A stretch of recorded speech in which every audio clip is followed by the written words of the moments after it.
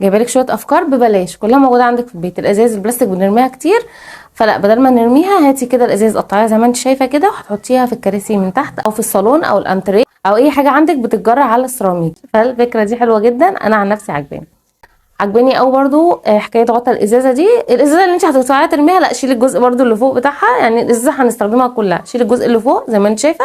اي كيس عندك فاضي اعمليه بالمنظر ده.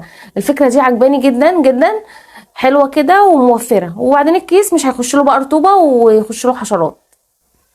بصوا فكره الوبره دي انا عن نفسي بعملها، انا بجيب اي مكنه حلاقه قديمه عندنا بتاعت جوزي، واي حاجه انا عايزه اطلع منها الوبره ببتدي افردها قدامي وببتدي اعمل بيها.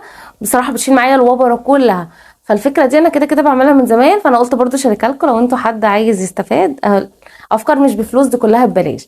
فانا بحاول اجيب لكم الفيديوهات اللي تعجبكم تكون فيها نصايح وحاجات تفيدكم. دي كنت اول مره اشوفها الفكره دي. كلنا عندنا توك، ولو عندك بنوته فبيبقى عندك التوك بالهبل الاستك دي فبتتمط مع الوقت. الفكره دي عجباني جدا، بيقولك ان انت تجيبي حله كده وتحطي فيها كل التوك اللي عندك الاستك وتحطيهم في ميه بتغلي، بياخدوا الوضع تاني من جديد، يعني بترجع صغيره تاني.